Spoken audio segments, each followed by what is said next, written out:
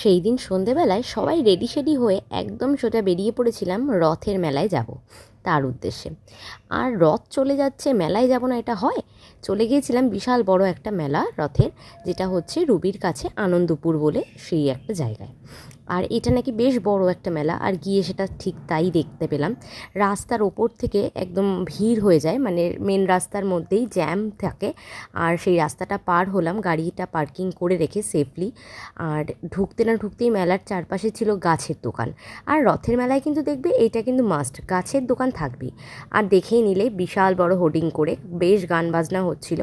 আর ঢুকতেই দেখলাম এই এত সুন্দর একটা কাঠের জিনিসের দোকান, দারুণ দারুণ জিনিস পাওয়া যাচ্ছিল। আর তারপর ঢুকতে না ঢুকতেই দেখলাম মেয়েদের পার্টস আর নানান রকমের স্লিং ব্যাগের আইটেম।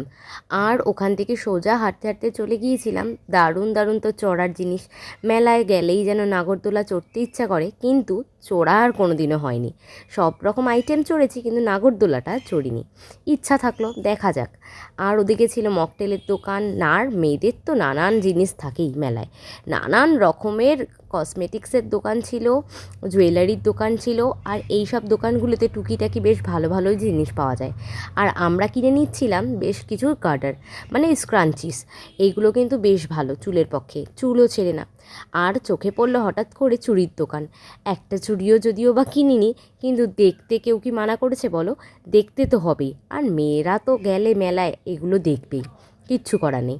এইদিকে তারপর দেখলাম পাপড়ি চাটের দোকান। আমরা তো প্রত্যেকেই পাপড়ি চাট খেতে ভীষণ ভালোবাসি, তাই 3টে কাপল গেছিলাম, তবে 1 প্লেট করে নিয়ে নিয়েছিলাম, 3জন 3টে প্লেট। এইখানে পাপড়ি চাট খাওয়া শেষ করে চলে আসলাম একটা মেকআপের দোকানে, বিশাল বড় মেকআপের দোকানটা ছিল। আর তারপরই চলে আসলাম বেশ কিছু কানের দুলের কালেকশান দেখতে। আর মেয়েদের তো এইগুলো দেখলেই যেন টানে, আর আমাকে যেন বেশি করে টানে। আর আমরা মেয়েরা ছটপট করে এদিক ওদিক চলে যাচ্ছিলাম। আর আমাদের বরমশাইটা একটু রেগে যাচ্ছিল যদিও বা।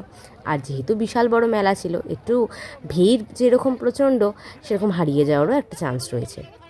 আর এইখানে চলে এসেছিলাম বেশ কিছু কাপ আর মানে কাচের জিনিসের দোকানে। আর এগুলো আমার না ভীষণ ভালো লাগে। এই জিনিসটা দেখো বেশ দারুণ লাগলো। বেশ কন্টেনার হিসেবে ইউজ করার জন্য ঠিক আছে, কিন্তু হাতে পায়ে লক্ষ্মী যারা, তাদের পক্ষে তো খুবই রিস্ক। আমার তো খুবই হাতে পায়ে লক্ষ্মী, তাই জন্য বরমাসি বললো একদমই তোমার জন্য এটা সুইটেবল নয়।